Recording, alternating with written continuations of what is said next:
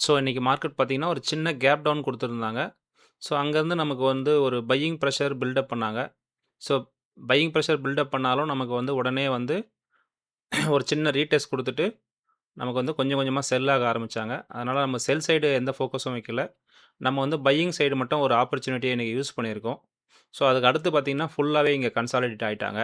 நம்ம ஆல்ரெடி எஸ்டர்டேவே வந்து டிஸ்கஸ் பண்ணியிருந்தோம். 24,000 இந்த 140, 150 இந்த ரேஞ்சுக்கு அபோவ் ஓப்பன் ஆனாங்கன்னா, நம்ம ஒரு பையிங் மொமெண்டம் எதிர்பார்க்கலாம். அதர்வைஸ் வந்து நம்ம செல் சைடு தான் ஃபோக்கஸ் பண்ணணும். இல்ல கன்சாலிடேட் ஆகும்னு சொல்லிட்டு பிரெடிக்ட் பண்ணியிருந்தோம். ஸோ அதே மாரி நடந்திருக்கு. ஸோ இதே வந்து டே கேண்டில்ல பார்க்கும்போது,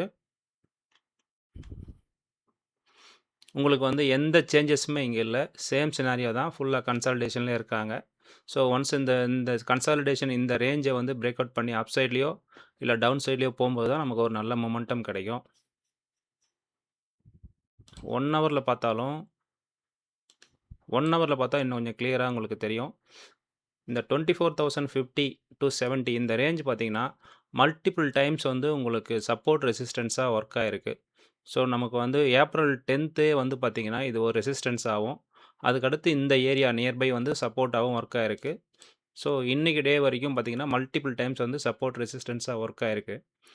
நமக்கு வந்து ஒரு செல் சைடு மொமெண்டம் அப்படின்னு நம்ம எதிர்பார்த்தோம்னா, கண்டிப்பா வந்து 23,800 பிரேக் பண்ணா தான் நமக்கு வந்து ஒரு நல்ல மொமெண்டம் கிடைக்கும். அதர்வைஸ் வந்து நீங்க டவுன் சைடு வந்தாலும், மார்க்கெட் எந்த ஏரியாவிலருந்து வேணாலும் மறுபடியும் ஒரு அப் சைடுக்கு நம்ம எதிர்பார்க்கலாம். ஆனா, ஒரு நல்ல மூவ் அப் சைட்லன்னு சொன்னாக்கா, நம்ம 24,150 இந்த ரேஞ்ச கிராஸ் பண்ணணும்.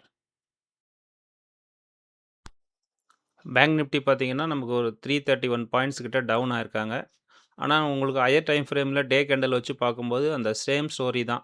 எந்த சேஞ்சஸுமே இல்ல. அதே ஸ்டோரி தான் கன்சாலிடேஷன்ல தான் இருக்கு. ஸோ, உங்களுக்கு பேங்க் நிஃப்டி கொஞ்சம் ரெக்கவர் ஆகணும். அடுத்தது பார்த்தீங்கன்னா, சென்செக்ஸ்லயும் எந்த சேஞ்சஸும் கிடையாது. நிஃப்டி என்ன சொல்றாங்களோ, அதே ஸ்டோரிய தான் இவங்களும் சொல்றாங்க. சேஞ்சஸ் எதுவுமே நடக்கல. அடுத்தடுத்த மூவ்ங்கிறது வந்து, இந்த லெவல்ஸ வந்து ஏதாவது ஒரு சைட பிரேக் பண்ணும்போது தான், நம்ம ஒரு நெக்ஸ்ட் ஒரு பெரிய மொமெண்டமோ, இல்ல பை சைடோ, செல் சைடோ எதிர்பார்க்க முடியும். அதர்வைஸ் பார்த்தீங்கன்னா, இந்த ரேஞ்சுக்குள்ளேயே தான் இருப்பாங்க. ஸோ, பொதுவா பார்த்தீங்கன்னா, மார்க்கெட்டுக்கு ஒரு நல்ல குட் நியூஸ் தேவைப்படுது. ஸோ, அந்த நியூஸ் வர வரைக்கும் மார்க்கெட் வந்து இதே மாரி கன்சாலிடேஷன்ல தான் இருக்கும். ஒன்ஸ் அந்த குட் நியூஸோ, இல்ல பேட் நியூஸோ ஒண்ணு ஸ்ட்ராங்கா கிடைக்கும்பொழுது, மார்க்கெட் வந்து பெருசா மொமெண்டம் குடுத்து ரியாக்ட் ஆகறதுக்கு நல்ல சான்சஸ் இருக்கு. ஸோ, அதுவரைக்கும் வெயிட் பண்ணுங்க. ஆப்பர்ச்சுனிட்டி 1, 2 கிடைக்கும்பொழுது கரெக்ட்டா யுட்டிலைஸ் பண்ணுங்க. அவசரப்பட்டு யாரும் என்ட்ரி எடுக்காதீங்க. டிஸ்கிரிப்ஷன்ல இருக்க டெலிகிராம் லிங்க் யூஸ் பண்ணி, டெலிகிராம் குரூப்ல ஜாயின் பண்ணிக்கோங்க. ஸோ, அங்க இம்பார்ட்டன்ட்டான லெவல்ஸு மத்த நியூஸ் எல்லாமே அங்க ஷேர் பண்ணிட்டுருக்கோம். தேங்க்ஸ் ஃபார் வாட்சிங்.